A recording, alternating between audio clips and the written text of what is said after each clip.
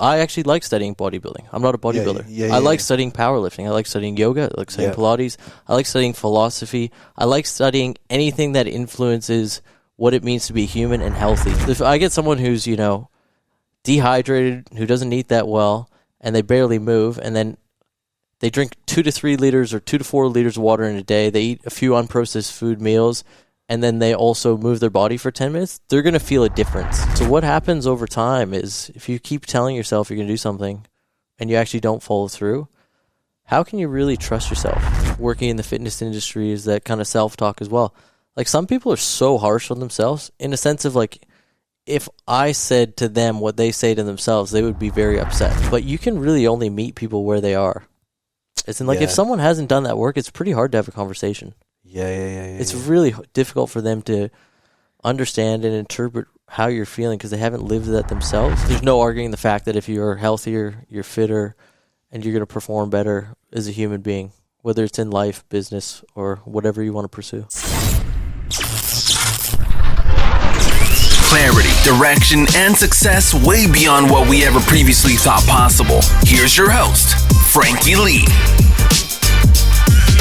Welcome back to the Frankie Lee podcast, you lucky, lucky devils. What have we got in store for you today? Mr. Ian DeAndre is back on the sofa. And if you've probably listened to this podcast for a little while, you've probably heard him back in episode 13. He is the first ever returning guest on this podcast. And if you want to hear his journey, go and listen to episode 13 first before you listen to this one. But today, me and Ian, I believe, are going to put some absolute wisdom in your ears around the kind of habits and the successful things that you can put into your life in terms of your health and your fitness to help you make more money, help you get more out of life, help you win the day, get more of what success is for you, and all that good stuff. So Ian, mate, welcome back. Well, I feel privileged.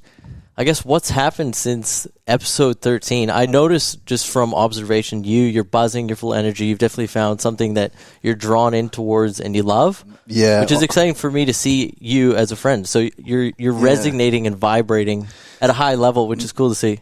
I think, so let's put it into context. You've known me for, I'd say, 5 or 6 years of the 7 that I've probably been in Australia. And like you say, you've seen me try a lot of things, fail a few times, fall down, get up in lots of environments, and yeah, mate, like this podcast game lights me up on a different level.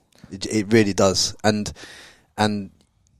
if people can't, I mean, I see it. And other people like yourself are telling me the same thing, so it must be true. It must be true, mate. Yeah, I think for the audience, you're probably a super relatable person because you haven't exactly gotten to the top of the mountain yet, but you're in the process of climbing it. So you have tripped and stumbled. You've kind of made progress in certain areas. You're kind of understanding yourself better as a person, an entrepreneur, a human. So you're able to share these lessons as you go along the way. I think that's really relatable. Sometimes when you speak with someone who's uber successful, there's a lot of admiration, and obviously they have their story and their journey, but it seems a bit more digestible if you're following someone who's going through it at that moment. Yeah, I mean, because you can articulate and communicate what's happening on a day-to-day basis rather than in retrospect. Yeah, 100%, mate. And that's the reason why, rather than trying to go out and become this great podcaster and then start podcasting, like in terms of like rather than going out and speaking but not putting any content out, I've learned in the trenches, on the job, from day one, recording on that bedroom floor in England, on that laptop, just pulling that laptop with poor sound equipment. I've learned and then compounded the growth that way, and hopefully because I'm doing it that way, and because it's like a document and create document and all that along the journey, hopefully people can really understand about not only how much growth and how much effort and time goes into doing the fucking reps, but like how important it is to make sure that you just execute and just keep executing and keep executing. And if you keep knocking on that fucking door long enough to something that is your 0.01% skill that you believe in your mind, you will get to the pinnacle, like the pinnacle. But you know what, right? It's not even about getting to fucking the pinnacle. Like, it's about how much can be achieved in this podcast game. Like, what really, that it's the journey, mate. I'm just loving every rep. I'm loving this podcast. I'll love tomorrow's, and I'll keep podcasting in 10 years time because it lights me up. So it's not even about getting to a number. It's not about getting to number one. It's not about competing or having a dick swinging competition with anyone else. It's literally about how good can I turn up to the world and how many people can I impact along the way of doing it. Simple as that. Yeah, and I think that's just a byproduct of your passion. There is something that's savory and also unsavory about the journey and focusing on the process, because we all want to get there so quickly. Yeah. But once you get to a certain point and you look back and reflect, you think about, the struggles were some of the best times. And I definitely relate to that. And I can see it in you as well. It's good to see someone who's really savoring it and not delaying their happiness to the point where, like, when I get here, I'll be satisfied. I think it's like a blissful dissatisfaction. Like, you're happy and you're learning and you're growing in the moment, but you also know exactly where you want to go. So that's kind of what I see when I look at what you're doing. Yeah, and I appreciate that, because it took me.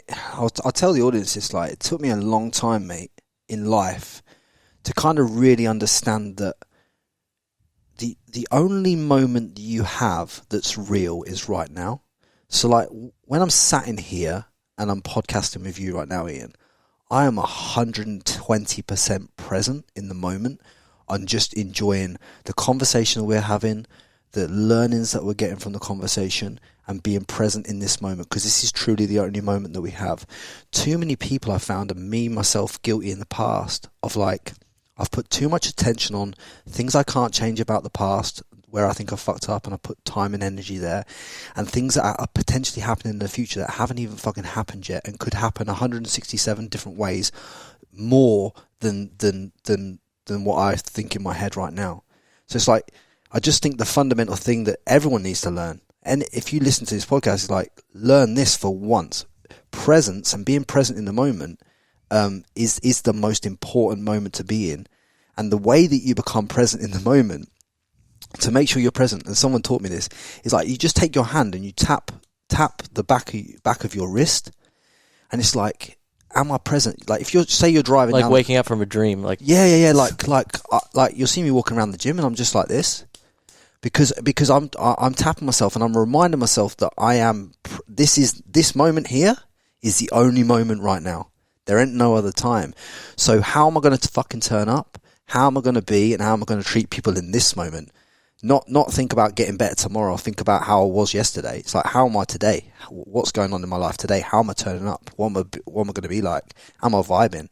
That's why when I walk in the gym at 6 a.m, I'm fucking like, let's fucking go, everybody. Like, it's fucking new day. Let's rock and roll, because that is potentially my last moment on the planet. Like, we don't know, do we? We don't know. Well, like you said, it's what you have, and also it can take people back a little bit, especially if people are kind of trapped in their own head and their own mind, and they see someone who's energetic, enthusiastic, showing up in the present moment. Most people don't know how to deal with that, if that makes sense. Yeah. Because it's actually quite foreign. Yeah. Especially Western society, we are very busy, we're very ramped up, we're hyper-stimulated. It is hard to pull your focus and attention to exactly what's going on in front of you at that exact moment. Yeah, exactly. And I think the reason why I've been so hyped to get you back on the podcast, and why I wanted to do this particular one with you, is because over the years that I've known you, the key thing that always resonates is, like, you're an out there man and doing your own thing on so many different levels. But you're almost like monk-like in terms of the fact of you're disciplined, because you know who you are as a man, and because you know what you want to achieve from certain areas of your life. You put in place frameworks and disciplines and habits that will make you and accentuate the success in those areas of your life. Like, if your body, for instance, like in terms of like how you look aesthetically, right, is a byproduct of the 1% things that you do in your life every day that allow you to be healthy, to allow you to achieve what you do. And it's like mindset and your meditation work and your breath work and all that. And that's the stuff that I want to start opening people's eyes to, because everyone who listens to this podcast has, in my opinion, is motivated to do more in their life, to break patterns, to flip perspectives, to change their position, to take themselves forward, right? And I think the tools and frameworks that you have in your mind can really help people go and achieve what success looks like to them, and give them whatever that might be. Yeah, I agree. Well, I think speaking before this, we were really talking about health as a vehicle for not only productivity, but success, depending on how you define that as an individual, but also living a better quality of life. So most people, if people come to see me, and I am a little bit quiet on the internet just because I am busy day to day working with clients, having these conversations about health, wellness, nutrition, and training. And I've been doing that 8 to 10 hours a day since I was 18 years old. So it's fantastic for me to be able to come onto a podcast like this and share some of those tools and the framework that I set up for those people and the clients that I coach and the people that I work with. So I think that's what we're going to talk about today. Yeah, 100%, mate. Because and to give you a little bit more of a backstory, it's like Ian's looked after like a lot of people that are in the film industry. He's looked after like models, high level influencers, athletes, boxers, MMA fighters. He works with some high level clients in all different fields, so he knows exactly the kind of things that work for different people's lives and schedules and everything like that. So we can lay it all out perfectly well in this podcast, I feel. Yeah, I think I'm not saying I'm completely unique, but I'm unique in the fact that I like to study a lot of different stuff and things that don't seem connected in an obvious way, if that makes sense. I'm more of a thematic and lateral thinker. So say, for example, you're a bodybuilding coach. You've got this one lane, and it's fantastic because you're learning everything about that lane and you're going deep and eventually become an expert in that one field. But you have blinders on in a sense of like there's so much more information out there when it comes to the human body, health, performance, nutrition, and mindset, which you have to go wider for. So I like to tap into things. I actually like studying bodybuilding. I'm not a bodybuilder. I like studying powerlifting. I like studying yoga. I like studying Pilates. I like studying philosophy. I like studying anything that influences what it means to be human and healthy. And how can I draw from those different things and intertwine them and connect them to give someone what they need in that current moment and in the situation, depending on what their goal or outcome that they want is. Perfect. If that makes sense. Yeah, perfect, mate. And that's mate, that is such an articulate way of putting it, mate. I tell you, I could not have done that. I'd have put it in a way more rough, retrospective way. But essentially, what you're saying is you help people. You go wide so you can help people go deep on what they need for success, whatever success is to them, which is perfect. I mean, I suppose then the best thing to roll into then would be like how do you go about setting people up to win the day? That's a good conversation, and it's going to be completely unique to them, and I'll teach you guys how you can make this unique for yourself. The best place to start is with questions. So if you come to see me, we kind of get the rapport out of the way. Maybe we haven't met before. Maybe we know each other on a kind of a name-to-name basis. We're going to sit down. We're going to have a conversation. I'm going to figure out what you want.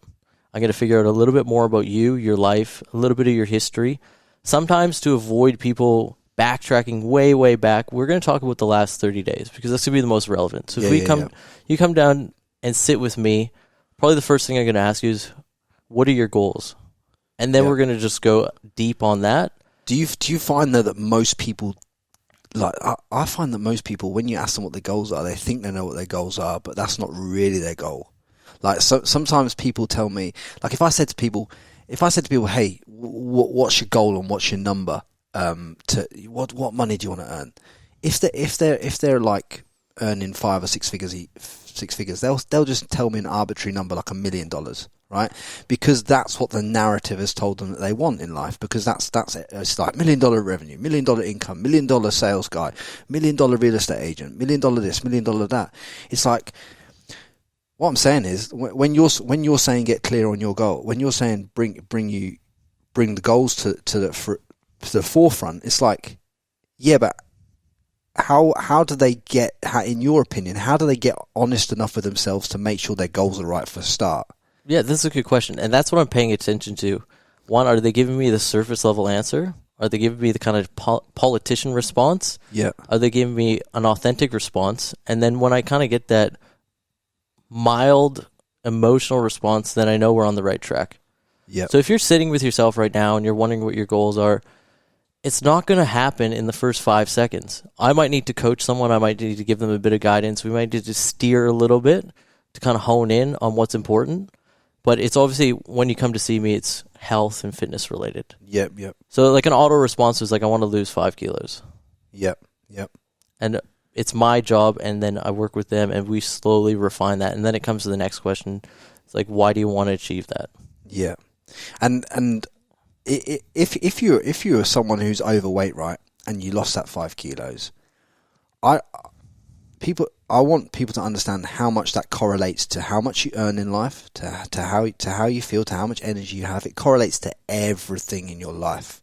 That 5 kilos, it really does, because you're going to feel like more confident. You're going to have more self-belief. You're going to have way more energy. You're going to have better sex. You're going to have better sleep.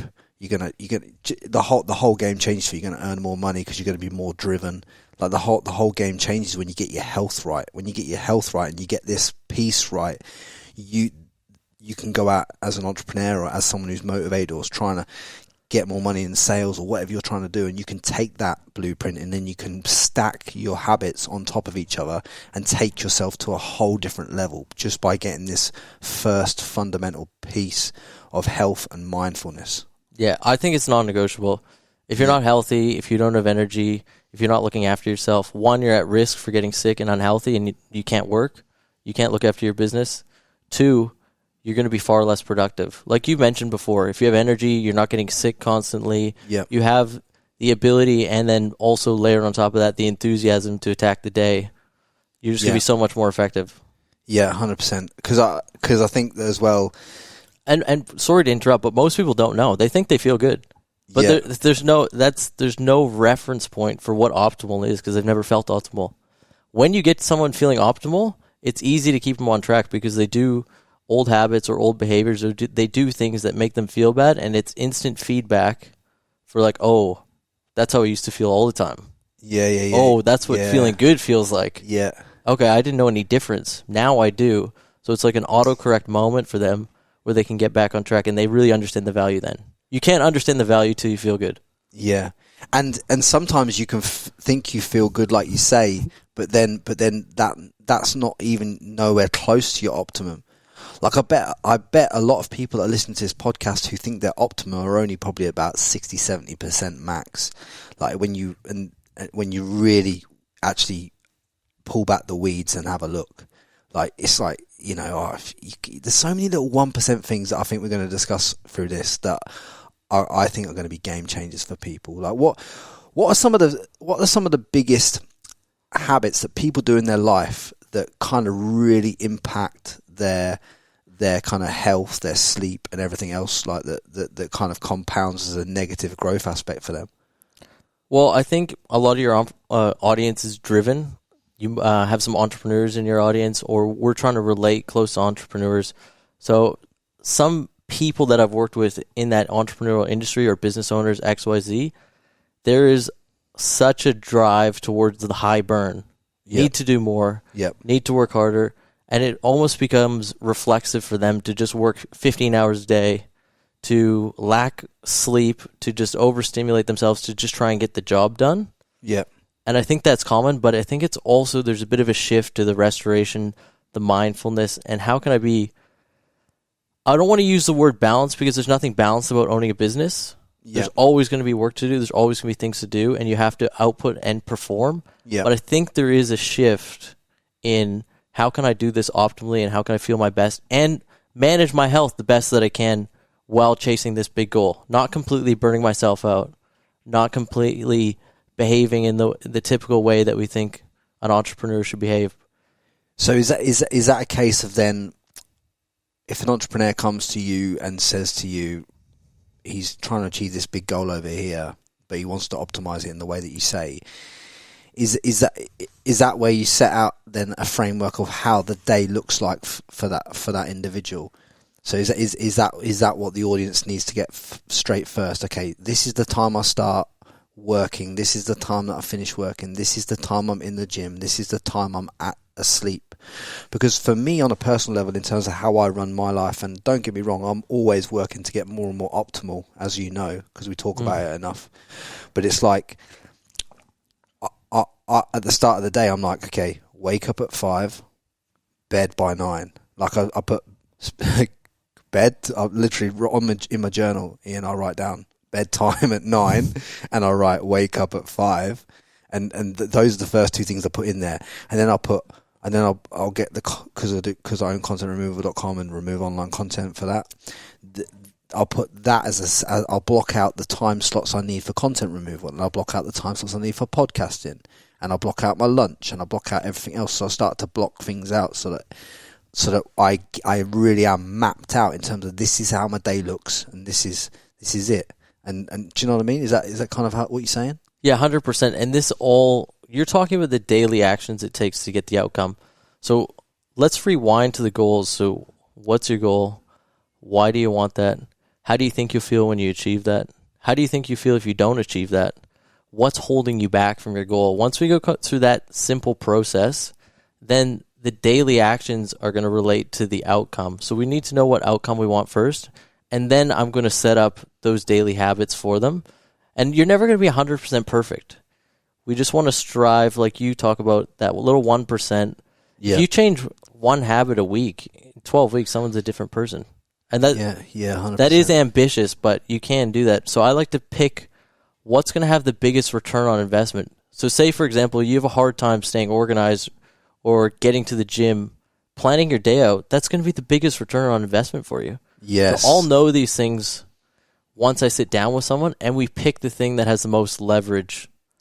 There's no point in working on something if it's not going to have a great return on investment for someone. So if you guys are listening now and you're thinking, you're starting to understand, okay, I'm narrowing in on my goal. I'm really understanding why that I want this, and it's for a good reason. Okay, yeah. Fitness in particular, a lot of people want to change because they hate the way that they look. It's a shitty way to behave, and it's totally understandable, but that shouldn't be the reason why you're wanting to do these things every single day because you feel bad about the way you look about yourself. But as an example. Yeah, and I love that example, but here's some other examples for you that I believe are true as well, and this is how I would think in my life, and it might relate with you guys. It's like, if I was a top performing real estate agent, or I wanted to be a top performing real estate agent, I would focus on my health because I know it would drive my sales and my energy. If I had a $5 million business, and I wanted to take it to a $10 million business, I would focus on my health and my fitness because I know that would drive that $5 million business to $10 million. If I want to become the top podcaster in the world, or one of the top 10 podcasters in the world, which is a goal of mine, then I'm going to focus on my health because that's going to give me the energy levels to achieve that. Everything comes back to health and how you feel and the habits that you set up. Everything. It doesn't matter whether the goal's related to a financial goal, a goal of you kicking a football around with your child, a goal of you turn up and being the best dad, a goal of you being the best man that you can to this woman that you love in your life, a goal of attracting the right partner into your life. It all falls down to health and wellness and how you want to turn up and the mindset and the frameworks that you put in place. And that's why this podcast is probably one of the most important podcasts that people can listen to, because it's going to really, really help you get to all the goals that you want to get to by listening to these top entrepreneurs that come on this podcast. But you can't listen to someone like a podcast like with the High Smile Boys and listen to them talk about going from 20k to 200 million, Ian, right? You can't listen to that unless you've got the health and the habits in place, because those boys said on the podcast that one of their non-negotiables is the gym, is their health and fitness, is all these things that you talk about, and they're obviously two boys that you've worked with at certain times in their journey, and it's like, look at the fucking results. Do you know what I mean? You go in there, you go into that, you train their staff like as well, like because they know how important it is for those 1% habits. Yeah, I mean, even if you listen to that message that Frankie just talked about 100 more times, it's going to be a foundation for you guys doing well in whatever you guys want to take on. Yeah. Manage your health, manage the outcomes that you want, and then chip away at it every single day. I think it's a good lesson. Yeah, 100% is a good lesson, and it's a constant theme when I ask people questions throughout this podcast that have achieved massive success. One of the things that shine out for me is the habits and the frameworks that they've got in place, and I think the biggest habit and framework, which you're going to break down right now, is this health and fitness thing. So like, let's start now that now they know how to map it out and all that stuff. Let's start with let's get right into the Okay, juice. cool. So you've thought about your goals. You've kind of peered into the future and kind of understand what that looks like for you. Now you actually have to integrate into everyday life. Yeah. We need to make this work. Things sound great when they're written down on paper, or we've thought about them, or it's the struggle is where we start to take action. Every day can be a little bit chaotic. I know it can be for me, and trying to adopt new things can be challenging. So I think a good practice that you have, we need to write down a daily task list. Yeah. If you want to get healthy and fit, and it could be, if you're just starting out, keep it as simple as possible. So if we're going to pick 3 things. Yeah. You've woken up. Max 3 things. You can't achieve more than 3 key result areas in a day. Nobody can. No, not when you're talking about needle moving tasks. Yeah. So we're talking about, we want to increase energy, and maybe we want to lose a little bit of body fat, but we want to perform. Okay. So we're going to pick 3 simple things. We need to hydrate. Yeah. Okay. Our brain is not going to function as well. If we're going to try and work out in the gym, we're not going to perform as well. We need to hydrate. So the one little tick that we're going to start with is drink water. And we can be specific here. Let's just say we're going to drink 2 to 4 liters of water today. Yep. That's it. That's our focus. Get a big bottle. You got a 4-liter bottle. You got a 2-liter bottle. Make it your goal by the end of the day. We're going to drink that. That's going to improve cognitive function. We're not going to overeat because we're not dehydrated. It's going to have a lot of downstream positive effects. So that's the first thing we're going to focus on. Yep. And I'm talking general advice. Yeah, 100%. Okay. Individual might be different. Well, I'll put it into context for you. If you're a real estate agent and you've got a deal to close at 5:30 p.m. and you've been drinking caffeinated and Diet Cokes all day, are you going to be sharper at 5:30 by drinking 4 litres of water throughout the day and staying hydrated, or to do this deal, to get this deal over the line, to get this deal done, to get this deal closed? Or are you going to go in there with a caffeine hangover, not really wanting to be there, but kind of wanting to be there because you kind of want to be successful, but you're like, fuck, I'd rather go round Michelle's house to watch fucking Love Island. Do you know what I'm saying? Like, it's how do you want to see it? But that's kind of how I related to it. Yeah. So we got our daily task list. We got actionable tasks that we're going to execute, and they're simple enough that they're not overwhelming, and they should be achievable. They are achievable. Yeah. We're going to drink water. Next thing we're going to do is we're going to try to move our body. We're not going to actually try. We're going to move our body. And again, minimum prescription, 10 minutes. That could be a walk. If you have the movement capacity or movement capabilities, it could be doing some body weight training at home. We're talking like the absolute minimum here. This is what we need to do every single day. We have to move our body for 10 minutes, at least. I'd have said 10,000 steps would be a minimum, not fucking 10 minutes. Yeah, I know. This is kind of... You're trying to give them the easiest street in the world here to walk down. So what you're saying is, you're just getting them to start to build the habits, right? Yeah, you should not be able to fail. That's what we're talking about today. So someone's like, I want to start looking after myself, focusing on these 3 things. Yeah. This is what we're going to get done. Fail-safe plan. You should, or you will be able to achieve this, and it shouldn't feel like too much of a stretch. Yeah, if that makes sense. No, I understand. So we're going to hydrate. We're going to move our body for at least 10 minutes. Most of the time, people will do a little bit more. We can all do 10 minutes. Yeah, 100%. If you can't do 10 minutes a day, you're in the wrong game. Wrong game. You're in the wrong game. You might as well just just lose all your ambition in life, because if you can't... I'm an empathetic and I'm a compassionate person. There's non-negotiable 10 minutes. You can move. 100%. And like I say, I think most of the people that listen to this podcast are motivated enough to be able to hit a 10K step as a bare minimum. Well, 100%. And if we want to lead this conversation back to entrepreneurs, like I probably would not have this conversation because they're going to be talking about climbing Mount Everest. That's what they want to do when they come see me. Yeah. It's more about kind of putting the handbrake on these, and then directing the effort in the right way, because it's easy as someone who's linked to achievement to get distracted by all these wild things where we can achieve in different areas. So I kind of hone in and create an outlet for that. Yeah, if that makes sense. And yeah, 100%, mate, makes sense. And like I'll say openly on here, it's like, I don't care if your name's Sally, you've worked at Westpac for the last 10 years, and you're just trying to start your side hustle in selling art on Etsy. I don't care if you're Sally. Sally still wants to have success in her life. Whether she goes on to be an entrepreneur like the High Smile Boys or whether she doesn't matter. She wants to achieve more in her life, and if she wants to achieve more in her life, she's got to make the movement a non-negotiable, like you said. She's got to make the water non-negotiable. She's got to start putting these habits in place to set herself up right for whatever she wants to achieve. And that's the beauty of this game. That's why it doesn't matter who you are listening to this. It's like, these are the non-negotiables. What are some of the other non-negotiables? So if we're only going to pick three, we're going to talk about nutrition. Arguable that we can talk about sleep as well, but if we're going to pick three pillars for someone to start with, we're going to talk about what you're putting in your mouth. Yeah. Food. Yeah. Talking about food, yeah. I hope you're talking about food. So for that task list, we have hydrate, so drinking 2 to 4 liters of water a day. We have a 10-minute movement.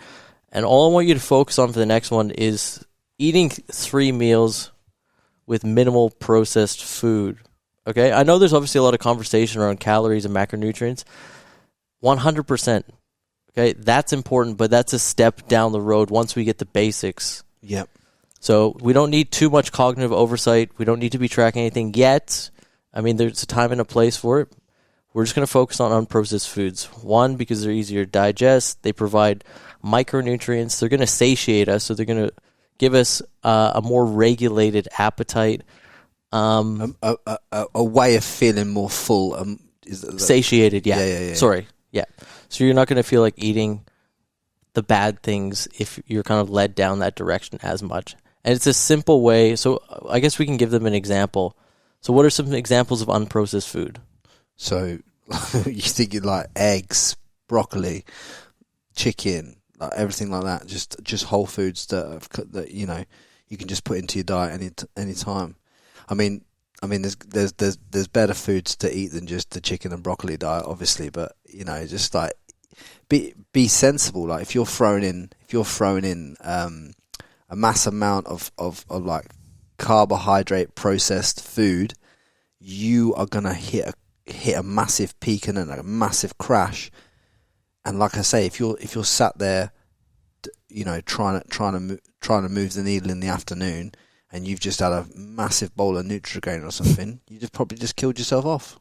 Yeah, and I think for our entrepreneur crowd as well, like once you start to eat healthy, you understand your brain performs differently.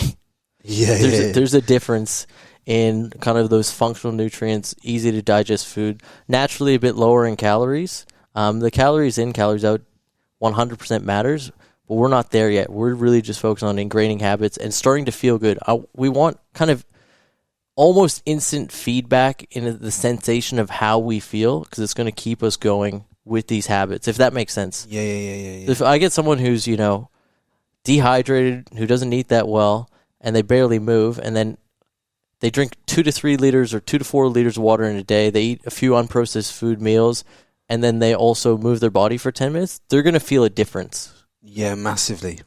With just those simple things. And again, this is kind of a generalized layout of what that can look like, but hopefully you guys get the idea of these high return on investment, simple daily actions. Yeah, and I think the way that you can kind of really narrow it down for you is just to be honest with yourself. Just write down sleep, nutrition, you know, and all these other topics on a page, and just whatever one resonates with you first as the one area where you think you can get the most bang for your buck for improving that area. Maybe just even focus on the one thing to start off with. Do you know what I mean? Like if you're getting 6 hours of sleep a night, right? I guarantee you, if you focus on getting 7 or 8, you're going to lose body fat, you're going to feel better, you're going to perform better, and everything's going to get better in your life just by adding another hour to your sleep. Yep, no, I agree. I definitely agree. And we talk about, obviously, being able to perform at a higher level, but it's also becoming more resilient as well. Like your body, if you exercise, if you eat well, you're going to be more resilient, more robust. You'll be able to take on more stressors. If you're creating physical stressors already and you start layering in all these other things like stress from business, maybe you're partying or drinking on the weekend, so you're developing a bit of fatigue there. You don't need that extra stress on your body through poor food choices, through lack of hydration, through poor sleep. So looking after this allows you to tolerate more and handle more, if that makes sense. Yeah. And can I just say something on the drugs thing, right? Because look, I don't do no recreational drugs. I don't smoke. I don't drink, right? And the clarity that allows me to have in terms of what I want, why I want it, and who I want to be is unimaginable. I cannot stress that enough to you guys that listen to this podcast. One thing I'll say to you is, if you are going out and spending a few $100s on a few bags of cocaine at the weekend, and you are going out and drinking beyond sociable drinking in terms of like 2 or 3 wines with the girls, or maybe a couple of beers with the lads, if you're drinking beyond that in excess to wake up hungover the next day, that there helps you identify that there's something fundamental in your life that you don't like about yourself or like about the position you're in that you need to fix. So it's actually showing you something about yourself if you want to learn what it's showing you. It's actually holding the fucking mirror up and saying, hang on a fucking minute, there's something not right here. Because you'll find you're just trying to get away from something. I don't know what that something is, but you fucking know what it is, and you got to be honest with yourself. So if you are taking these things beyond a certain level, beyond a sociable level, and you all know what a fucking sociable level is to you, then I'm telling you now, there's something in that, and that shows you exactly what you need to fix first. Simple as that. Yeah, I agree, and I think the audience here, again, focus on productivity, focus on creating success and climbing that mountain, whatever that means to you, and ultimately being more productive. You lose 2 days on a weekend if you're hungover and you're tired. I know because you're a terrible drinker. I'm a social. You're a terrible drinker and fit person. Right. So I do definitely coach a lot of that stuff as well, and it really comes down to the individual. Some people. A very small portion of people can perform at a high level doing that in their life, and it's not most of us. Ian drinks once every 12 weeks, and I tell you now, you should see the dance moves that he pulls off, and then the aftermath. He's written. If he drinks on a Saturday, he's no good till Wednesday. I'm telling you, like it's true, bro. Yeah. Like, you're useless until Wednesday. Yeah. So I think that's going to be a part of kind of the social aspect of kind of the world we live in. People are going to drink, and that's something we deal with.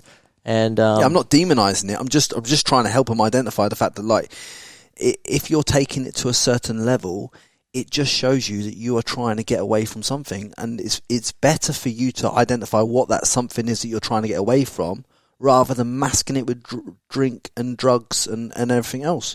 Yeah. Like, because once you go beyond that sociable level, mate, regularly, and you keep repeating it, that tells you there's something you're trying to get away from over here. Yeah. And it will be corrosive towards success. And like you mentioned before, it's just the return on investment just isn't there if our outcome and our goal here just does not line up. Well, you're surrounded. You kind of. Without being crude about it, you kind of fuck yourself in your own arse if you're going out and surrounding yourself with these things, right? No, I'm saying it like that because it hits your ears at the right time. It's like, if you're out there and you're doing that, you're putting yourself around all the wrong people to be hung around with, because those inherently, those people aren't the people that are going to help you move the needle and take you to where you want to go to anyway. Yeah, I totally agree. And for the sake of the outcome, or if we're trying to push ourselves and propel ourselves forward, those relationships will be corrosive long term. There's a real estate agent, no fucking word of a lie, that you train and that I know, and I had a go at him about drinking. I told him to not drink it on the head, and the month that he not drinking on the head, he done 8 mil more in sales, more than he fucking did the month before when he was drinking. So you're not telling me that it's related massively, man. Massively, like, but more than you ever give it credit for, to success and that. And it's like, and if you live in Australia, there's so much good shit in the world to do. Like, you don't need it. Yeah. I think because I deal with like a highly social population, there's ways that we navigate around that and kind of set little milestones between those social aspects. But I guess when you talk to someone and, you know, that chronic part of partying is a big part of their life, or like you said, every weekend writing yourself off, you kind of just have the conversation, ask like, what does it do for you? Like, what is it doing for you in that moment? And most of the time, people are getting a bit of relief from the stress of life, relief from their own mind, relief from something they don't want to fucking do every day, because they're doing the wrong shit. There's an aspect of relief, like you talked about. So, for again, just empathizing here, that type of behavior is soothing for some people, but also corrosive long time. Like, it's not contributing to your health, it's not contributing to your success. But I do understand. No, I understand it. I suppose we've all been through things that are corrosive to your health going forward. Fuck me. I had a Tinder account. That was corrosive. Fucking hell.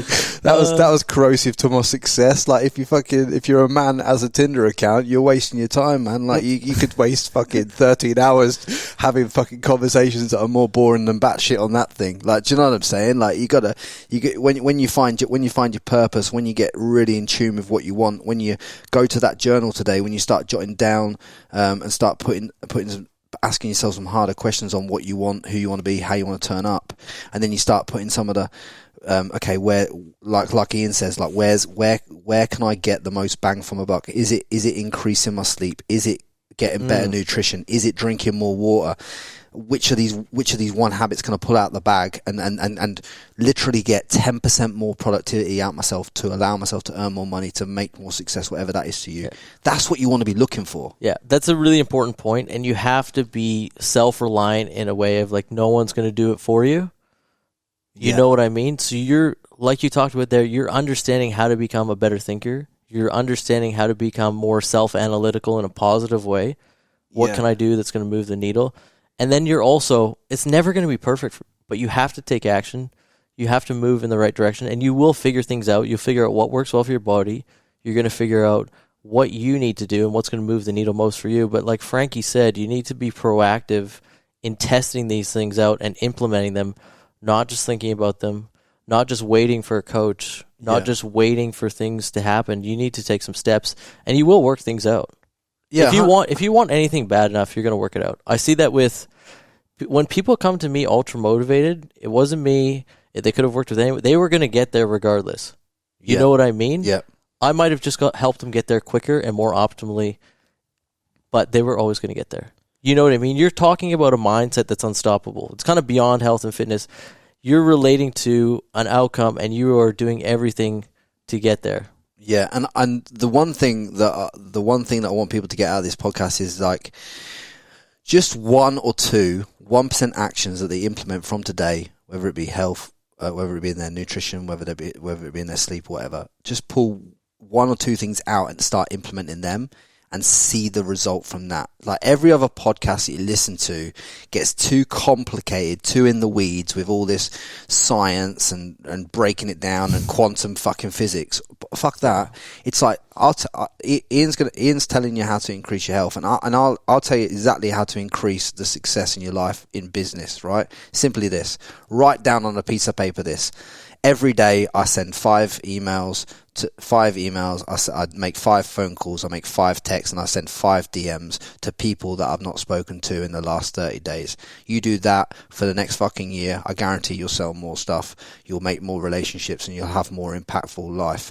And if that correlates to any business, any real estate, and it's like 20. That's 20 interactions with people that you've not talked to in the last 30 days. And I'm telling you now, that's a game changer. And that's just your mind. That's your mindset piece for coming on here and listening to this today. And let's continue down this health path. So, yeah, I guess we've kind of got the basic framework, and we talked about some 3 actionable things that you could do. If we want to go into some higher level stuff like brain function and how we can really set ourselves up in an individualized way and push ourselves and almost light ourselves on fire from like a physiological standpoint, we can discuss that. Go for it. Okay. Go for it. I don't know if I talked about this last time. Mate, I don't care if I don't. Mate, there's thousands and thousands more listeners than when we were on episode 13. Trust me, and if they hear it again, it's not going to hurt them. So let's go for it. Okay, so I'll kind of give the background story. I talked about being a personal trainer since I was 18. With personal training comes early mornings. So some crazy people actually enjoy waking up at 3:45, 4 a.m. I know that's what a lot of people think I am. Yeah, but it doesn't get easier. The mornings can be challenging, even though you build a good sleep routine. Waking up in the middle of winter when it's 4 a.m., I want to get out of bed and I want to feel alert, focused, attentive, and take on my day because I want to eliminate that lag. There's a few things I've experimented with. How can I get up and get my ass out of bed and kickstart my day without that lag? So a few things that I experiment with. Okay. The caffeine. Here we go. The caffeine snooze. So I understand like some people may be sensitive to caffeine, which is totally understandable. There's a kind of like a tolerance curve. You could be ultra sensitive to caffeine, meaning you sniff coffee and don't blink for 6 hours. Right. Okay. Or you could have the thing. Yeah. Well, yeah. There's a scale and a tolerance, obviously, based off your base intake. level. Yeah. But we're all a little bit different with our caffeine sensitivity. I guess the other end of the spectrum, you have 4 monsters and you can go take a power nap. Okay? I'm somewhere in the middle. Like if I have too much caffeine, it affects my sleep.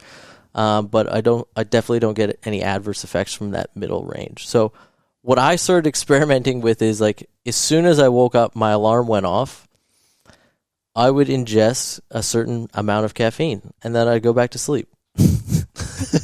And understanding how fast caffeine metabolizes, about 15 to 20 minutes later, I would come flying out of bed, my brain stimulated, and it started to cut out that lag time. That is a bang. Do you know what? I knew you were going to start pulling out these rockets, man. I've never heard you. You've never told me that before. Okay, the caffeine snooze is a game changer for people who lag a lot in the morning. Okay, we don't want to layer that in with unproductive activity. We're not talking about next thing we're going to do is scroll. You're not going to be going through social media. We want to set our day right. So that's when it comes to the mindfulness piece. So we've ingested a supplement, caffeine's a supplement, to create a physiological response, to feel alert, attentive, and focused. And how can we layer that in with a practice of the body and the mind? So breath work. So we can create another physiological response that's going to pair with that caffeine nicely to create a stimulus that we want for an outcome that we need for that morning. Right, okay. So we can breathe to relax. We can breathe to feel focused and ramped up. We can breathe to be stronger. We can breathe for improved endurance. You can manipulate your breath for a certain outcome. So that's where this next piece. So we're thinking about taking an arm from the caffeine and tying it in to the breath. Yeah. I like this. Fuck, you're good, aren't you? You're good. I know I got you on here for a reason. So we want to come flying out of bed. We want to take on our day. We've ingested the caffeine. It's naturally kind of woke. Well, I wouldn't say naturally. It has woken us up, and we're feeling awake. Now we're going to start to layer in the breathing, okay? This isn't the time for the relaxing breathing. We want to ramp up the system and the nervous system. So we want kind of an excitatory response. So that includes, or some of you guys might have seen, have you guys heard of Wim Hof? Yeah. I had the Call to Be Conscious boys on the podcast a few episodes ago. So they were talking about Wim Hof and this kind of breathing. So guys, if you want to learn even more about the breathing or want to go really in depth into breath work, you can go there and listen to that podcast, and that podcast will light you up on the breath work side of things. But yeah, carry on, mate. Yeah, so I kind of got introduced. I think I did a workshop with Wim. It would have been like 6 to 7 years ago. Oh, you've met him? Yeah. Oh, yeah, quality. Yeah, so I've had a few breathwork mentors. The kind of I guess people would kind of recognize it as hyperventilation in kind of the strength and conditioning world or the breath practice world, depending on who you learn from. It's also known as a superventilation, so we're oxygenating the blood. We're pulling a lot of air in, and it can be stimulatory for the body. So that's where I start to layer in the next piece. So I'll have my caffeine. Bang. Awake. Now I know it's time to breathe. So typically, like, I can do this on my own, but I have an app that I use, which in my opinion, like, obviously not sponsored by them, and Yeah, drop it okay, on it. XPT, so it's Laird Hamilton, the Big Wave Surfer app. He's got so many of these awesome morning breath routines. We'll link it in the description. Yeah, so I'll do one of those, 5 to 10 minutes, and I'm like ramped up. Like my nervous system, my physiology is all dictated towards feeling awake, alert, so I can take on my day. Because I've noticed waking up at that time, like some days you're just going to feel a little bit flat. 100% you are. So I'm just trying to override that. Yeah, so I can get on with my day. Because sometimes, you're lagging around the morning, you end up being late. You're just kind of treading water, trying to get your day started. If we want to start our day right away, it's a fantastic adjunct. I think that caffeine nap's a game changer. So so when you supplement for a caffeine nap, are you doing that in because you can get caffeine pills? Are you just popping a caffeine pill? Yeah, I'll have 100 milligrams of caffeine. Right. So I know exactly how much I'm taking. Yeah. So I got the water next to the bed. Really? Yeah, and then sometimes I'll play around with nootropics, so cognitive enhancers that I'll either. So break down the nootropics.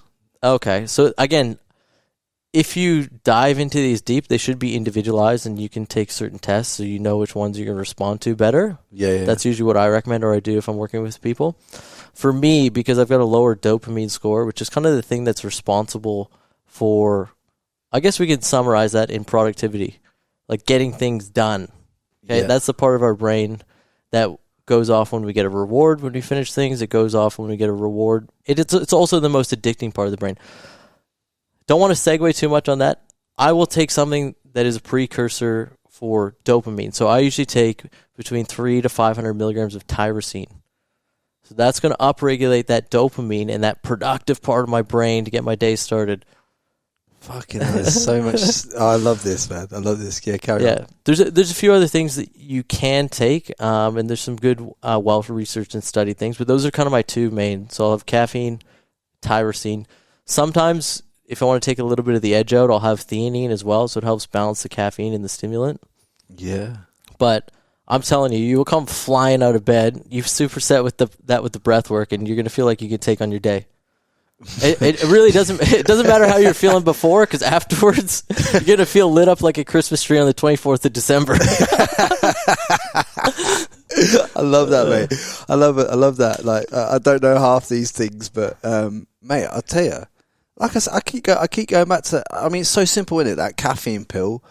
So, and that goes to show you about habits. It's like Ian sets out his pill and he sets out his fucking water by the side of his bed, so that when he wakes up in the morning, he just takes the pill, takes the water, and then just nods off again, and then wakes up like he's ready to knock out Mike Tyson. Like, do you know what I'm saying? Like, even if you just took that one thing out of this podcast, I reckon that's gonna increase what your earning capabilities and increase your success in your life. Just that one caffeine nap, I'm telling you. Yeah, well, when do you really get the opportunity to leave bed feeling focused, wired, ready to go, take on your day? Mate, I'm going straight down Woolworths after this, buying caffeine pills. I'm on that. I'm on that like Donkey Kong, because you have the lag time. There's so much lag time between waking and feeling good. Like, I wake up at 5, I don't start feeling good until 5:35, 5:40. Oh, now it's getting spicy. 5:45. I'm going over that bridge towards your gym. I'm like, let's get down to business. Like, it's on like Donkey Kong. I'm ready to smash things in the teeth. Do you know what I'm saying? But it takes that whole time. And what you're telling me is, and what you're telling everyone else is, you can forego that. Yeah, you can cut it right out. So with that, if I was getting up at 5, right, and I wanted to feel fucking epic at 5, would I be better then to wake up at 4:30, take this caffeine pill, and then spring out of bed at 5? Is that how you do it, or do you do it by waking up on a natural rhythm? I unfortunately don't have the luxury to wake up to a natural rhythm, and like you said, actually, one of the things that's going to dictate how we feel is where we wake up in the sleep cycle. So that's why sometimes we can feel not too bad. Obviously, the quality and the restfulness of your sleep is going to impact that. But sometimes we wake up in those deep sleep cycles and our alarm kind of kicks our ass. Yeah. You're going to feel a little bit drowsy. So I just want to circumvent all those things. I want to feel focused. I want to feel alert, because you got to understand kind of the nature of my job. Like, I'm not quite a motivator, but I need to be able to push people. Like, I'm inside a gym 8 hours a day, really cultivating. Yeah. And just put that into context. Ian owns the gym, and obviously does all that. He's not just a normal PT guy that's just out there just earning whatever. He's doing bits in the industry. You need the reason you need to be out there is because you got staff, you got other things to concentrate on, you got the gym to run, you got marketing to do, you got emails to do, you got other business things to do. It's not just PT that you do, mate. It's business. It's pushing the business forward as well. There's all that we've not talked about, but there's all that goes into it, just so that people understand you a bit better. Because the way that you say it, you make it sound like you're just a normal PT. It's not really. Like, come on. Yeah, that makes sense. I appreciate that. I guess to summarize what we were talking about, it's really so I can cut out and eliminate that lag time in the morning and not leave up to chance how I'm going to feel leaving the house. Yeah, I love it. What other hacks like that have you got? Because that's phenomenal. I think that's a good start for the morning. If we talk about night, we want the complete opposite response. Yeah. We don't want to be ramped up. We don't want to be in a sympathetic state. We want to be wound down. We want to be relaxed. We want to start to get into a mind frame of winding down, getting ready for sleep. I'll give you a great tip. Don't talk to women after 4 o'clock in the afternoon. I'm only joking, girls. I'm only joking. Yeah, so again, we can kind of layer in those arms with a supplement, and then we can also tie in the breath practice as well. Again, like, I'm kind of cautious to talk about supplements because they are individualized, and I'm obviously not a naturopath or a doctor, but I think there's some definite useful ones so we can kind of provoke that response that we want for winding down, feeling relaxed, and then tie that to the arm with the breathing. And then you can layer that in with the thoughtfulness of meditation. What, this is at night? Yeah, so if we want to think about winding down, like you said, some simple practices. Try not to stare at a bright screen on your phone while you're laying in bed. It doesn't really tell our body that we want to go to sleep. Yeah, because of the blue light that's on it. Yeah, and then also it depends on what information you're taking in. You could be reading something and it might be upsetting, it might be exciting, you might be feeling motivated because you've just read something about business. So it's also like kind of the information we're taking in as well. There's one good thing that James Smith was saying to me. He puts his phone on airplane mode or do not disturb mode, and then what he does is he'll put on a podcast, and on the Apple Podcast app, it's got a timer on the settings thing, and you set the timer to play for like 30 minutes, and you just put it by your bed, and then it just turns off after 30 minutes. So in that, it's a scientifically proven thing. I don't know the case study for it. You probably do. I don't fucking know the case study for it. I don't have time to know that. But one thing that's proven is the fact that you are susceptible to take on knowledge at that time.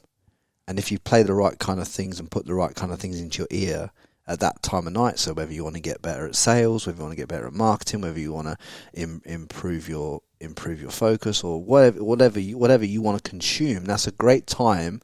That last hour before bed or half an hour is a great time to just put it there, close your eyes, be in bed, be in darkness, and listen to that podcast. And guess what?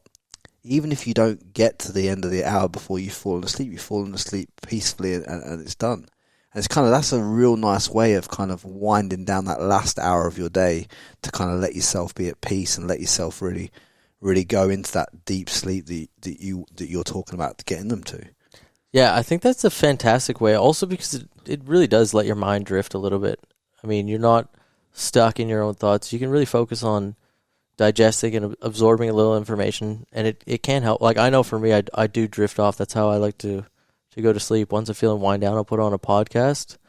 Typically one that I've heard before that's interesting to me, so it's nothing new and stimulating. Because sometimes if you're finding out interesting information, like for me, I can get a bit excited and it can keep me awake. Yeah, whereas if it's something I've heard before, it's something really good, I find valuable, it just helps me drift off. I think that's a good practice. Yeah, I really think it is. And it kind of depends on your response. Some people will be able to drift off listening to like entrepreneurial information, and some people might need to listen to like just a general chat or listen to something else like whatever works for you. I'm just saying, like, get into that dark room, and then start to put this, you know, something in place like this, some form of audio that you can consume that's nice and easy, light on the ears, that allows you to obviously gain value from, because this is going into your subconscious, because as you're going from conscious to sleeping, it's going more into your subconscious mind. So you want to make sure the information that's going into it is valuable. 100%. I totally agree with that. It is a good practice, and I think if people take that on board, they will notice the benefits, not only from an information standpoint, and it's really the last thing that you're taking in for that day, and then also from just an ease of mind perspective, where you kind of let your mind drift and be able to fall asleep. So I think for those two reasons, it's pretty good. Yeah, sweet. What about supplementation for getting more sleep? I think obviously the most recognized one for sleep is magnesium. Obviously there's different types of magnesium. What we want for sleep is, because the different types of magnesium affect different tissue systems in the body. I believe there's 9 types of magnesium. There's ones that are good for muscle recovery. There's ones that we look at for vascular health. The ones we want to look at are the ones that affect the calming neurotransmitters in the brain. So those are magnesium 3 and 8. 3 and A. Yeah. Right. THERE. Right. Okay. Eonate. Yeah. Right. Okay. I'm not a fantastic speller, but right. I know it's THE or THRE. Right. Okay. Magnesium 3 and magnesium diglycinate are kind of the 2 ones that are recognized for sleep. Right. Okay. That's usually a good start. Typically, like a lot of people I've worked with, magnesium seems to help. They notice a deeper and more restful sleep. It's really not about the time that your head's on the pillow. It's about the quality of sleep throughout the night. One thing I want to ask you is like, how do you get into that real deep? Because when I look at,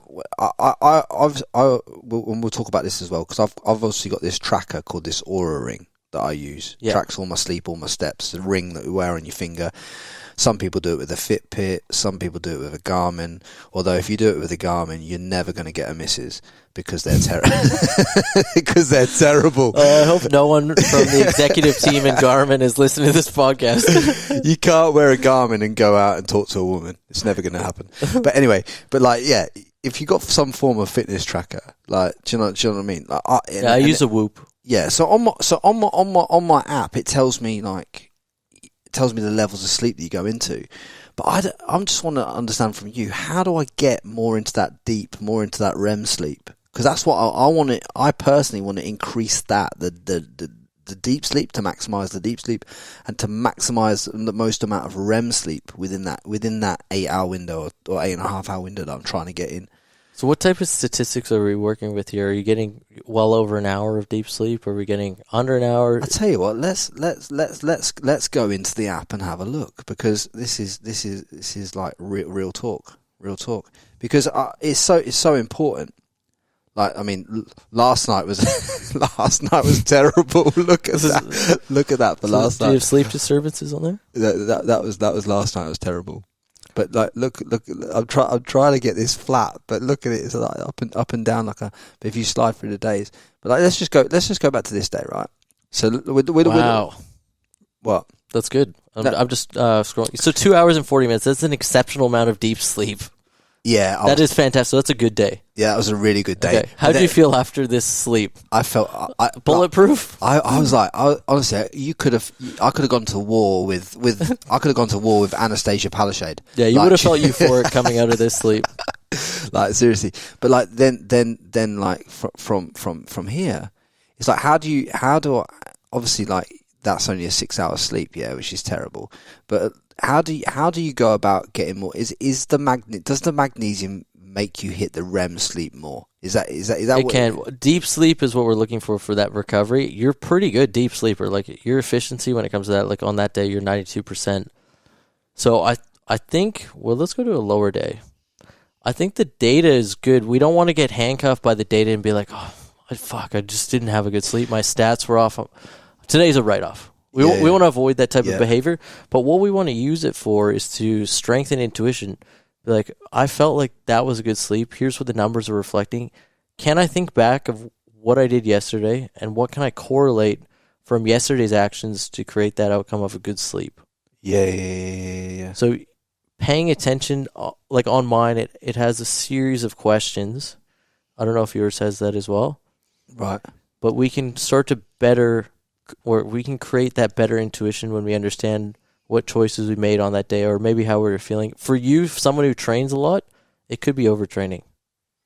Really? If you're training 3 hours a day, like your body's just so ramped up, it's not going to enter that recovery state. So that's the number one thing for me. If my sleep's off, I take a rest day. Do you know what it is as well? Like, if I know I'm having a podcast, like the day after, I get fucking hyped. Yeah. I'm laying in bed and I'm like, let's fucking go. Because this lights me up on a different level. So it's my brain's going 1,000 miles an hour. Yeah. Do you know what I mean? Like, it just fucking does. It's just laying there and just thinking, oh, fuck me. Like, let's fucking go, Frankie boy. Like, onwards and upwards. So what? So do you think... looking at your statistics, your deep sleep's fantastic. I looked at 5 days there. It's pretty good. Yeah, my deep sleep's good, but my REM, that's your dream sleep, right? The rapid eye movement stage of sleep. Yeah. But if you're talking about like performance-wise, like you want to recover, you want to build lean tissue. Yeah. The deep sleep is important for recovery. Yeah, so you reckon I can take on Callum von Moger next year?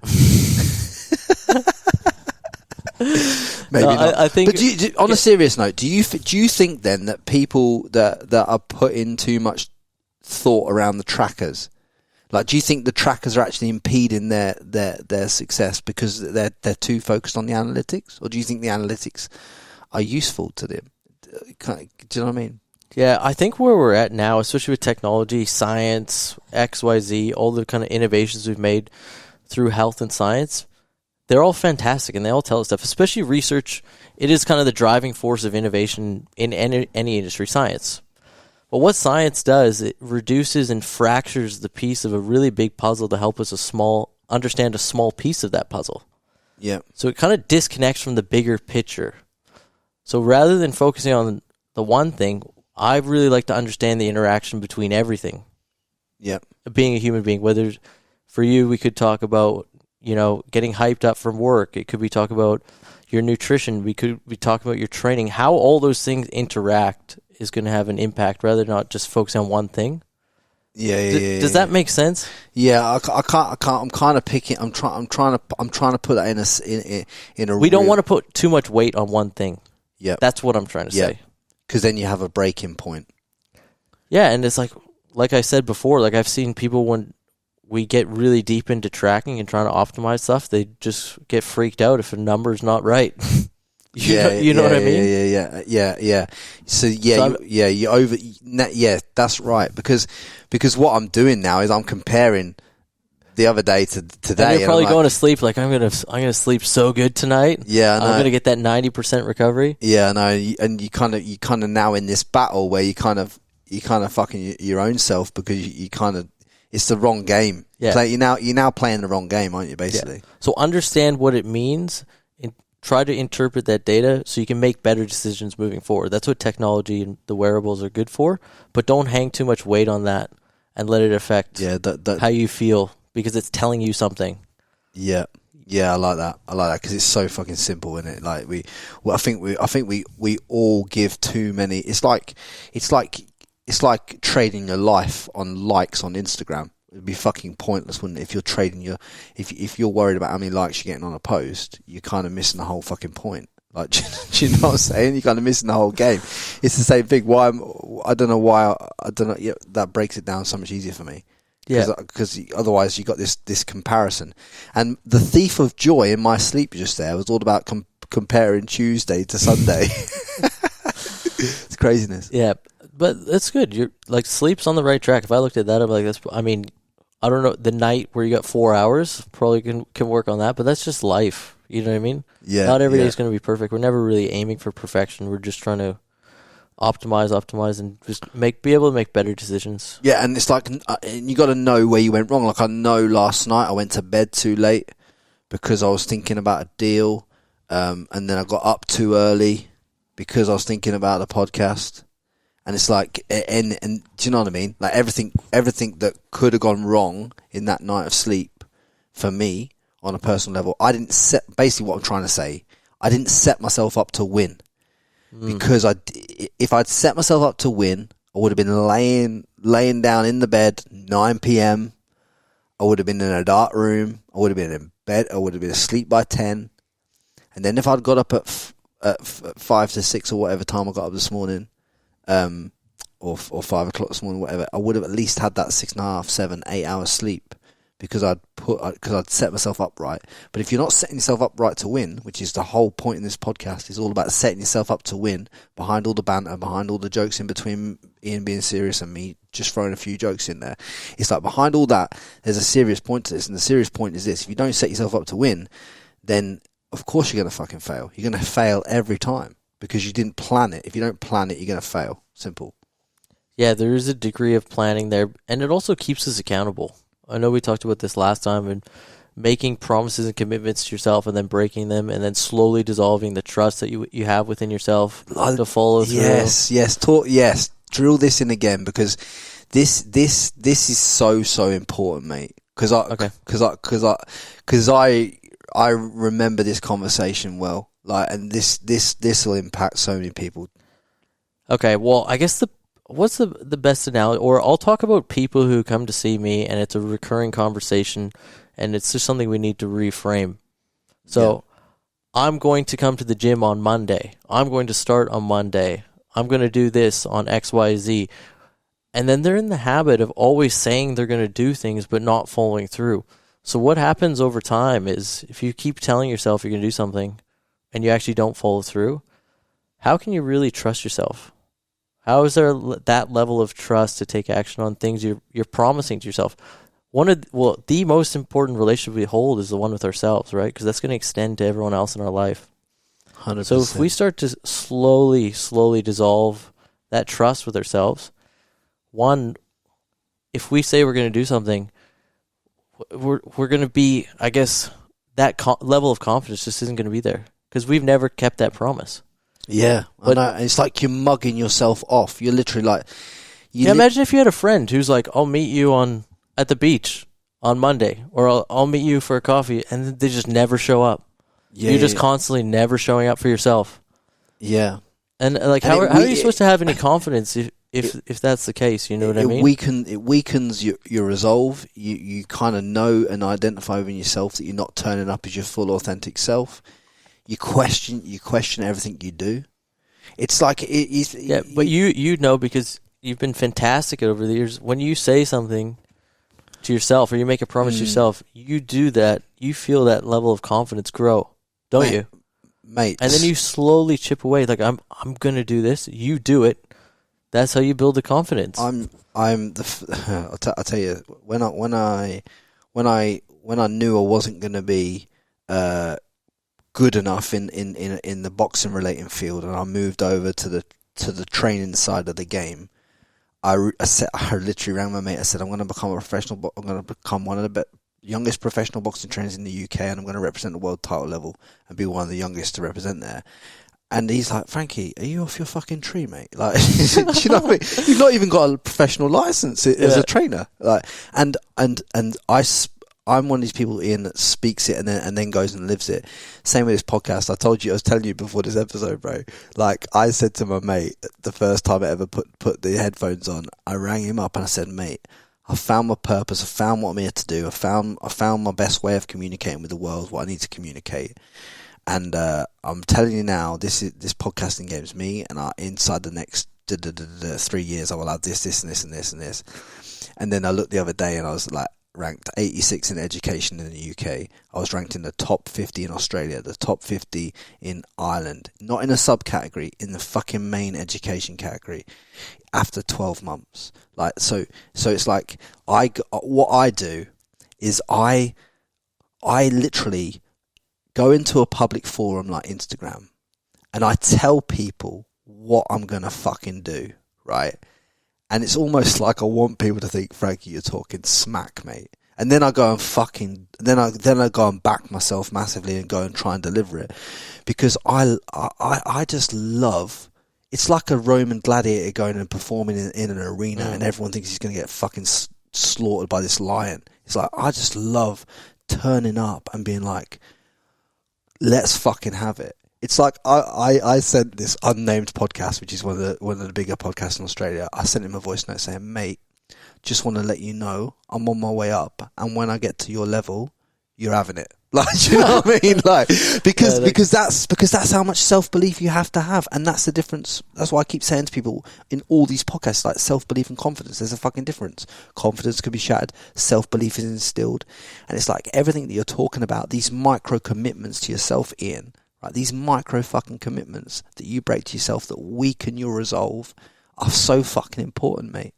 Because it's like, if you don't turn up to be the best version of yourself because you said that you're going to be there at the gym, and you roll over and go to sleep that extra hour and this, that, and the other, you're fucking quitting on yourself.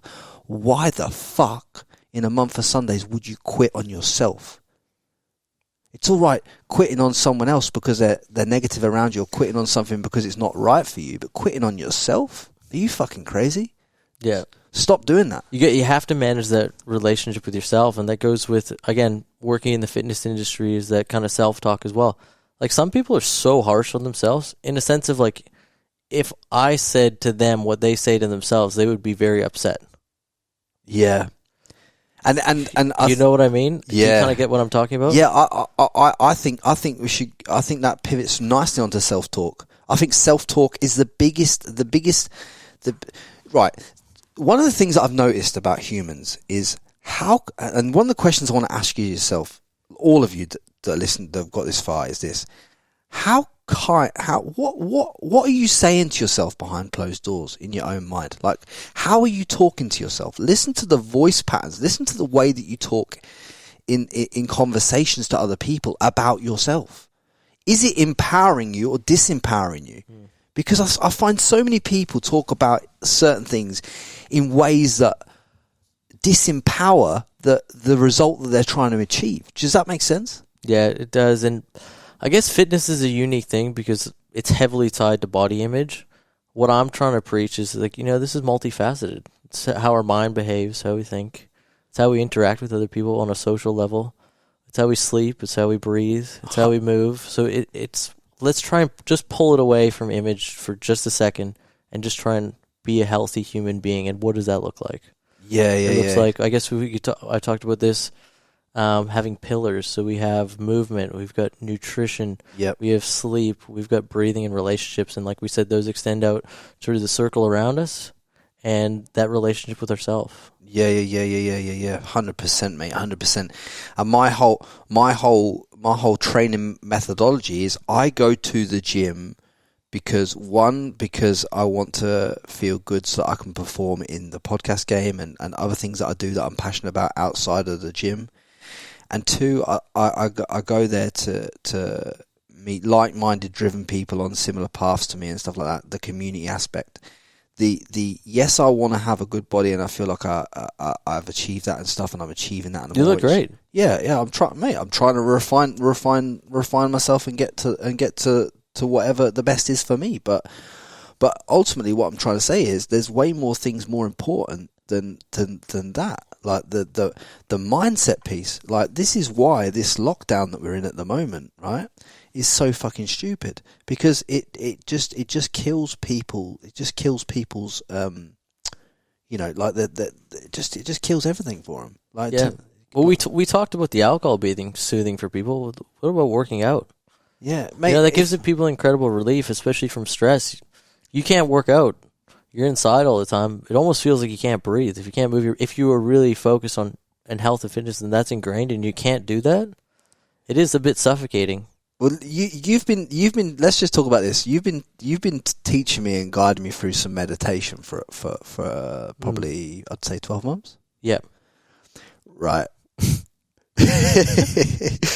Just tell the people. Just tell the people at home how I started. Okay. Well, I've coached meditation probably on and off through my classes and using it as a wind down routine after intense workouts for like 8 years. Okay, Frankie was probably the worst meditator. Sorry, bro. He was fidgeting. He would not close his eyes. I couldn't close my eyes. My eyes. There was no sense of peace or tranquility in Frankie's meditation. Okay, and I actually highlighted this I think it was last week before lockdown. I ran a guided meditation, and he looked like the most zen one out on the floor. And I just had to tell him, I'm like, hey, do you acknowledge how far you've come when it comes to your ability to relax, to be mindful, and kind of melt into the moment and what's needed in meditation? Yeah. I know you said that to me, and I was like, "Fucking no, that's a nice thing to say." But I appreciate it, because there has been such a journey to get to that point. But do you know why the growth's happened there? Because I fucking know. Yeah. Before I get there as well, there's no right or wrong way to meditate. So if saying that you're terrible at it, I would just say you didn't seem very relaxed. No, but you know. Sorry to cut you off. Yeah, but you know, and I'll tell you all the reason. Because there was something inside of me, aka a voice, aka this podcast, that I wasn't doing, that I wasn't giving to the world. So I wasn't able to turn up as my full authentic self. So I couldn't sit still, because I knew with inside myself that I wasn't turning up to the world how I wanted to turn up to the world. Does that make sense? So it was very easy at the time, 12 months ago, 16 months ago, whenever we started on that path. It was very easy for me to turn up and say, oh, it must be because I've got ADHD, or use a label that people have given me in the past and make that fit the problem that I have now. So what happens with people is they'll go into the past, they'll pull out this label that they were given at school, aka you have ADHD, or you've got this label, and you'll pull it out and you'll use it in your life today, right? I've been guilty of this. I'll admit it openly on here. We used to say that all the time. 100%. I can't sit still. I've got ADHD. Yeah, of course, because it's the easiest way to close off the conversation without having to find out the real fucking fundamental issue, right, Ian? The real fundamental issue is, and as open as honest as I'll ever be with you guys, is this, right? I had the gym sorted.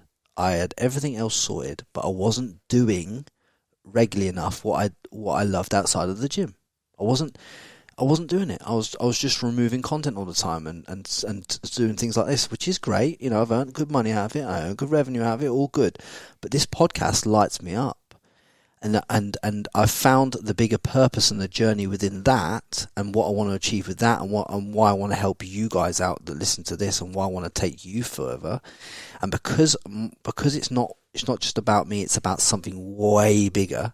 And because I get that from it, I can now accentuate through, because I've got that piece of the puzzle. I'm like, okay, now I get why I'm here. Yeah, you probably feel lighter. Yeah, I feel lighter, because I feel I found my truth. Whereas I was like, fucking hell, who is this geezer? Like, what is it? Why is he here? He's here for a reason. I know he's here for a reason. I know he's not a fucking idiot. But like, he's not just here to remove online content. He's not just here to be a professional boxing trainer. He ain't just here for this and this and this. What? And it used to stress me out, Ian. That's it.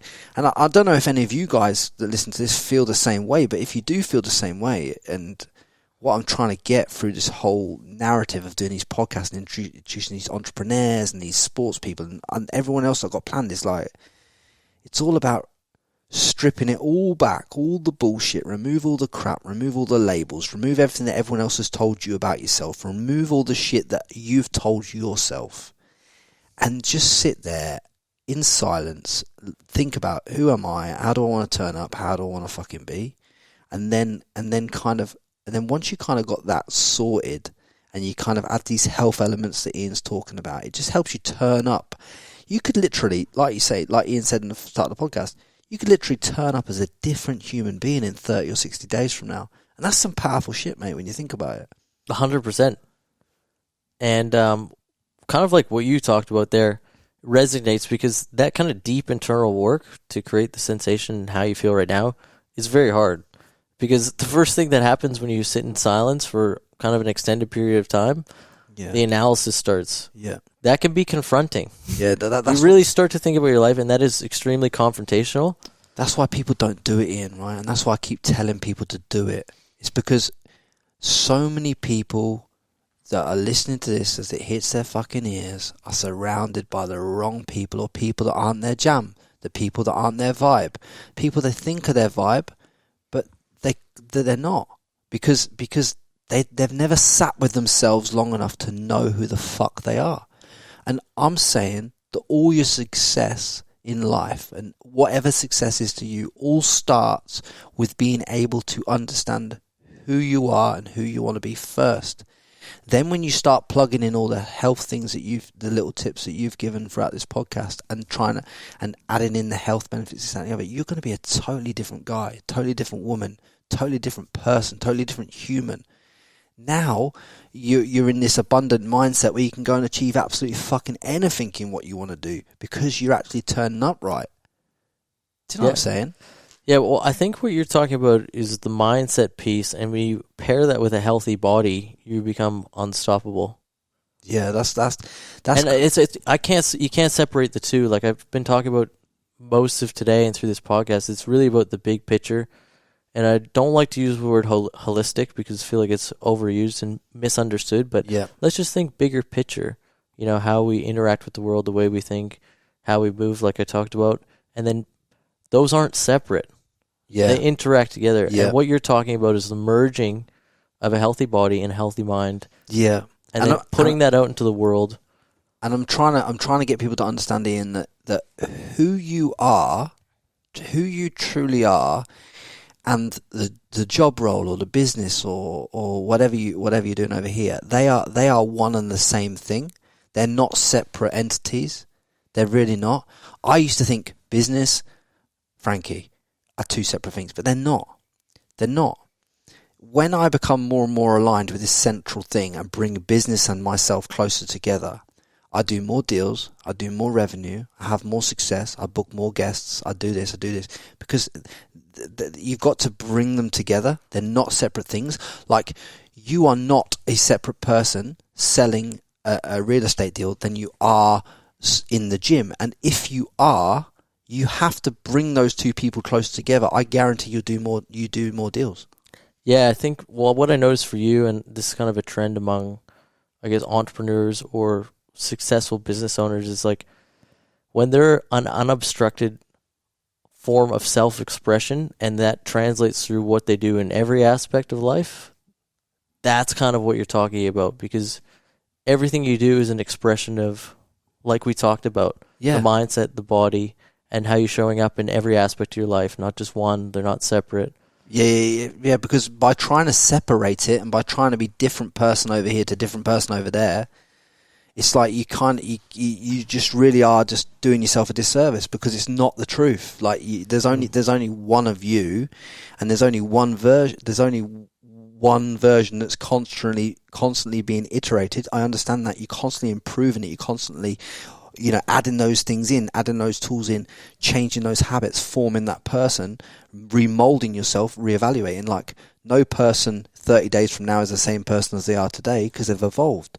But it's like, that's, you got to be able to not separate the two. Like, people too many times are trying to separate these two and make work, gym, personal life, everything separate. It's like it's all one or it's nothing. Yeah. And it makes sense. And a lot of the times with concepts, explaining them is one thing. Yeah. Feeling them is a different thing. Yeah. And a lot of the times, like, I have conversations with people, and we spoke about last time, I was really just focusing on a lot of deep internal work, which is challenging. But you can really only meet people where they are. It's like, if someone hasn't done that work, it's pretty hard to have a conversation. Yeah. It's really difficult for them to understand and interpret how you're feeling because they haven't lived that themselves. So I think when people who are listening to this can go through a lot of things that we talked about, it will resonate a bit deeper. But I think we've given them the tools to set them on the right path. If that makes sense. You set on the right path, and obviously the deeper stuff comes from making the concerted effort to make those 1% changes in the start.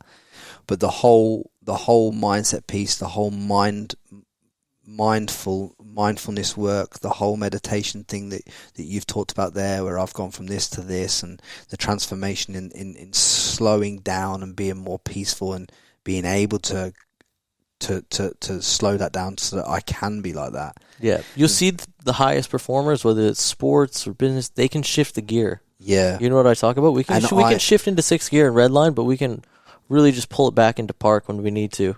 And it's fair to say, this is a great analogy.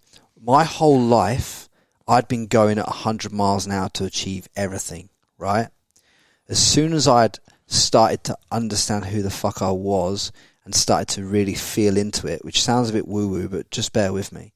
As soon as I started to feel in and identify who the fuck I am as a man and how I'm going to turn up and all that shit, and started to put that shit together and started to be open and honest with myself and address the triggers in my life and address the issues around this thing and that thing, and start to see everything as a kind of like, okay, well, that shows me that about myself. Oh, I didn't know that. Fucking hell, I can work on that and all this stuff. When I started to put all that together, it started to allow me to find gear 1, 2, 3, 4, and not just trying to be redlining in 5 the whole fucking time, because so many of us want whatever success is to us, but we don't slow down enough to understand, is our fucking ladder leant against the right wall right now, or am I going in the wrong direction? Yeah, you don't want to be going 100 miles in the wrong direction. Which has happened in my life. Yeah. You know, it happened with, I had a boxing gym. Wasn't the right move. Now, don't get me wrong, it was the right move because it led me to this point. So it was. But what I'm saying is, like, I've gone 100 miles in the wrong direction with different things that weren't because that's what I thought the world wanted me to do, rather than that was what Frankie wanted to do. I wanted to do these things in the past because of the social acceptance aspect of what that would look like, in terms of like, oh, that's what I'm meant to do because that's what the world is expecting from me. Now I'm like, fuck that. I'm going to deliver to the world what I expect from me myself. And that's why I'm getting the growth, because people are like, fucking hell, this is the best version of him I've seen, because I've not seen him like this before. I've not seen him lit up like this before. And that's because it's authentic. That's because it's the truth. That's because I've worked. But you don't get to that point, Ian, without doing these 1%. That's why the 1% that you've put in place throughout this podcast, and some of the hopefully relatable stuff that I'm laying down when I'm being totally authentically honest with the audience like this, it's like, which is a vulnerable thing to do, because you have to talk, you have to be real. But that's why people are here. You know what I'm saying? It's like, hopefully that wakes people up on a whole different level and shows them that. I hope this podcast really shows people, like, okay, let's just take the rest of today, write down what I'm doing, strip it all back. Okay, what's compounding in the wrong direction? What's compounding in the right direction? Let's work on adding some of these tips that you've suggested and some of the things that I've said into compounding in the right direction in your life. And if you get even one thing that you can implement out of this, then it's worth listening to. 100%. If you can take away one actionable step or one thing that really starts to provoke questions in a good thought practice, that's what we want. I think what you're teaching as well as mindset is really how to think through this and navigate through this and all the things that you've done to grow. And I know we've shifted the focus to you, but it's just so easy to see for me because I do see you a lot, and it's easy for me to see because I've known you along the way. I think that's probably the difference between a lot of guests. Like I get a lot of interaction, so I can notice the night and day transition. It's just because I don't want to shift it to me in terms of it's not about me. This podcast is all about what I want you guys at home to get out of it. I know. I think from a case study perspective, but from a case study perspective, the reason why it's gone over to kind of back to my journey is the fact that you've been on my journey, right? And you've seen the struggles along my journey's way. You've seen me when I've perhaps not been the best version of myself. You've seen me as I've trying to become better.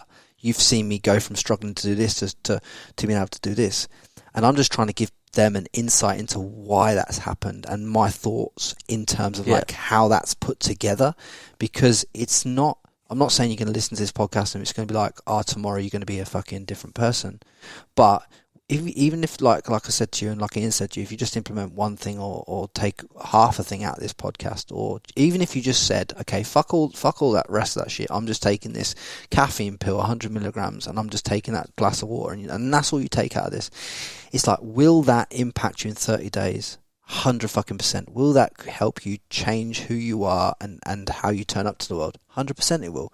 And that's all it's about. It's like, there's one thing in this podcast that'll do that for you, and I don't care what thing it is, but just pick it up, take it out, implement it, put it in, and then it'll be worth your time. 100%, I promise you. Yeah, I agree. I think there's no arguing the fact that if you're healthier, you're fitter, and you're going to perform better as a human being, whether it's in life, business, or whatever you want to pursue. Yes, yeah, mate. And I just thank you for your time coming here, distilling the information. And I appreciate the support in like that you've given me over the years in terms of like helping me calm myself. Do you know what I mean? I'm not typically harsh on people, and I'm not harsh. I was never harsh with you. I'm patient, but it's also very difficult to get a compliment out of me. Yeah. If you think about over the years, when I highlighted that one thing, when was the last time? That's the only one thing. I refuse to blow smoke where there's where smoke doesn't belong. Nah, I think you know. So if I see something, I acknowledge it. It means a lot for me. Mate, I fundamentally appreciate it, and I appreciate you coming on and dropping what you have for the audience today. I think there's a lot of takeaways in this if you go through it, and I just believe because it's so real and it's so raw, this content should hit your ears at the right time. And guys, what I'll do is, Ian, just shout out the gym, the website, and everything else if people want to get the diet plans and all that stuff, and just tell them all the links, brother. Okay, so if you guys want to train with us in person, whether that's one-on-one personal coaching or group classes, we're down in Bundle at the NQ Fit Factory. Website's nqfitfactory.com.au. You can book a trial online. If you're looking at training with us and you're not in the Gold Coast, we have digital products when that comes to eating and training, and we have home-based workouts as well, which is also available on nqfitfactory.com.au. Perfect, man. And just drop them your personal Instagram as well. I'll link all this in the show notes. I have been a little bit quiet. My personal Instagram is E&D Fitness. I keep it lighthearted, somewhat informative, and slightly vain. I'll tell you straight away while he's been quiet, because he's retired now. I thought we were going to bring this up, but it made an appearance. Yeah, it made an appearance. Do you know what? I have to talk about it, Ian, because your mum's one of my favourite podcast listeners. She loves listening to this podcast. She does, yeah. But yeah, Ian, I can confirm, Kelly, that he has retired, and he's off market. He's off all dating apps, and that's him, man. That's him. He's sold. He's it. He's quit. That's it. E&D Fitness is retired. Confirmed here. Mate, I thought I'd throw that in a little bit earlier, but I was going to go deep into that, but I won't, because out of respect. But guys, look, on a standard thing, look, thank you so much for listening to this podcast, and I appreciate over the last, the whole time that this podcast has been going, the amount of support from you guys, the amount of shares on social, the amount of reviews, I'm just overwhelmed by the support, and I hope to keep delivering you value as we go all the way to 100, 200 episodes and beyond. I hope you've enjoyed the growth of it yourself, and I hope you're getting a lot out of this for yourselves. Honestly, mean that wholeheartedly. The next thing I want to say is, like, if you resonate with this, if this is your first time listening to a podcast, hopefully you understand exactly what we're trying to achieve here. And if you could leave me a review on Apple, if you could drop Ian a message, me a message, and tell us exactly what you got out of this and what it means to you in terms of like that would be fundamentally great too. And if you could share this with as many people as possible, put it, there's no cost of entry to this podcast. There's no ads on the podcast. Do you know what I'm saying? Like, I fund this my whole self because it's my passion to help people break patterns and flip perspectives in their life. And I only get people on this podcast that I believe can help break the pattern and flip the perspective in your life. So thank you so much for listening. Go at Frankie Lee on Instagram if you want to follow me, at Ian D Fitness on Instagram. If you want to follow Ian, you got to follow Ian. If you're in the Gold Coast or if you're in Australia, you have to, and you come to the Gold Coast, you have to go to NQ Fit Factory. It's a female-only gym. No, joking. I'm joking. It's open to everybody. But anyway, like, you're all welcome to come down, try the gym as well. Like, it's my home from home. They really have always. I don't train anywhere else because I just love the place. I love the environment. So, thank you so much for tuning in, guys. And Ian, have you got any last words to say? No, thanks for having me. I appreciate it. It was good to have this conversation. I feel like we needed it and needed a bit of a catch up after the last one. So I appreciate the time, mate. Happy retirement and much love. Don't forget to subscribe to the Frankie Lee Podcast.